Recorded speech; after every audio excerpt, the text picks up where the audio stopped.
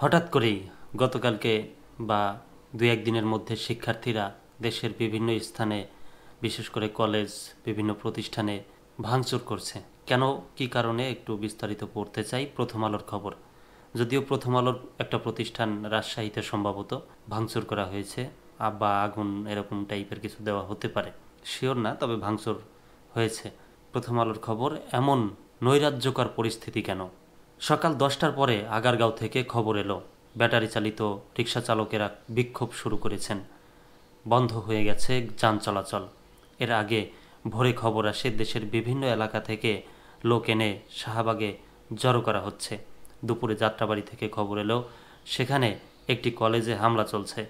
বন্ধ হয়ে গেছে ঢাকা সিলেট মহাসড়ক। সন্ধ্যার পর পর জানা গেল শাহবাগে শুরু হয়েছে মারামারি। সব মিলিয়ে গতকাল সোমবার রাজধানী ঢাকা ছিল এক ধরনের নৈরাজ্যকর পরিস্থিতির মধ্যে। এমন পরিস্থিতি কেবল গতকাল নয়, বেশ কিছুদিন ধরেই চলছে, যা নগরের স্বাভাবিক জনজীবনে ব্যাঘাত ঘটাচ্ছে।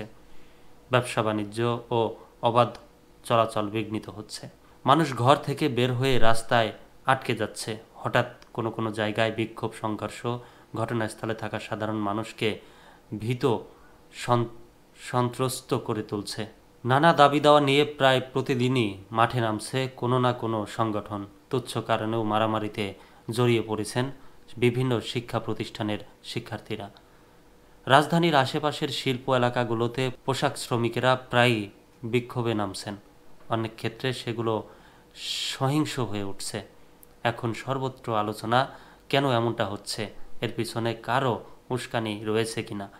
সংঘবদ্ধভাবে বিভিন্ন ব্যানারের রাস্তায় নেমে তখন সড়কে অচল অবস্থা তৈরি করা হচ্ছে। সবই ন্যায্য দাবিতে স্বতঃস্ফূর্ত আন্দোলন, নাকি অন্য উদ্দেশ্যও আছে?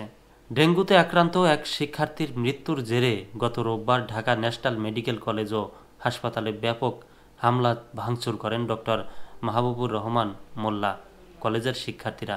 তাদের সঙ্গে যাত্রাবাড়ি ড্যামরা এলাকার আরও কয়েকটি কলেজের শিক্ষার্থীরাও ছিল বলে জানা যায়। তারা পার্শ্ববর্তী সরোয়ার্দী সরকারি কলেজ ও কবি নজরুল কলেজেও হামলা ভাঙচুর করেন।